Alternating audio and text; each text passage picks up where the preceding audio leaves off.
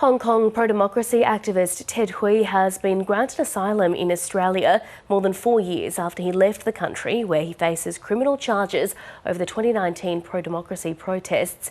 Ted is now living and working in Adelaide with his family. I spoke to him a short time ago. Take me to the moment you received that notice from the Australian government confirming your claim for asylum. How did you feel? I was at work at that time. It's a Friday afternoon, so I didn't expect that it would come during that time, given that it's been years that I've been living here in Australia. So it came a little bit of a surprise, and so I immediately gave my family members calls to let them know. And so they are very relieved, and I'm very relieved too. What will this mean now for you and for your family moving forward in Australia? So from this point on, we can make longer plans, our life plans. For example, in the past, it's very under pressure because we didn't know in what countries we'll be living going ahead and which schools to attend, where do we work, and for my parents, where they will end up here or anywhere in different parts of the world. So now all those questions were answered and those pressures now taken away. Do you still have, family and friends in Hong Kong, and what's your sort of relationship able to be like with them now?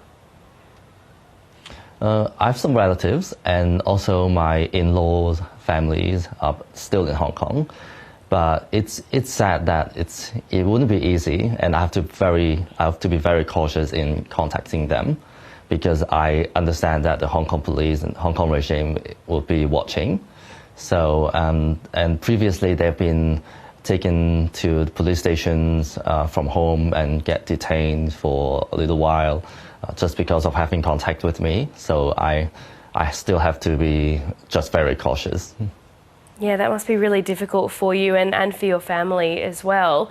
You came to Australia about 4 years ago. You're wanted by Chinese authorities. What was that decision like for you to flee? It was a very hard decision. I left Hong Kong with a very heavy heart. I still remember when I declared my exile when I was in Europe.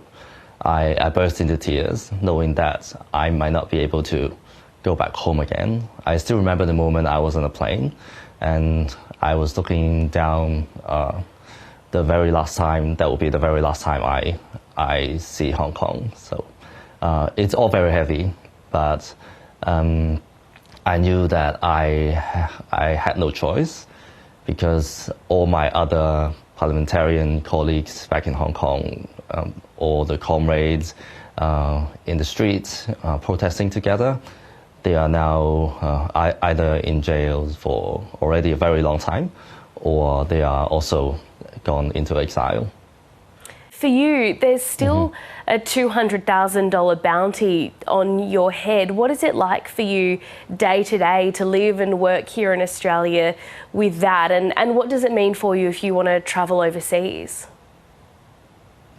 A bounty is something, it doesn't affect me in my daily life, because I've been here like 4 years, and people around me understand, whether they are from Hong Kong or they live here, they understand that it's just a political gesture. And of course, you can't take away a possibility of someone trying to kidnap me and send me back to Hong Kong or China illegally. That is a possibility, but generally speaking, and I don't feel that it's very likely that it would happen.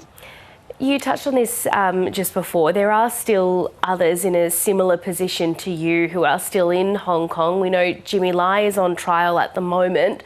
What's your message to the Australian government about that? My message to the Australian government is that while I'm very, very grateful to have the privilege to be granted asylum and to live here, I I urge the government not to forget about those of my former comrades. They are now suffering. They are not numbers. They are like father, mothers, daughters and sons. They have their families, and their families been torn apart for the past few years. So there's a lot of room for the Australian government to speak up and have concrete actions to help them, much stronger statements, and also put up sanctions above those Hong Kong and Beijing officials who have been infringing their human rights. I think that's something the Australian government can do. Ted Hui, thank you so much for your time this afternoon. Wish you all the best. Thank you.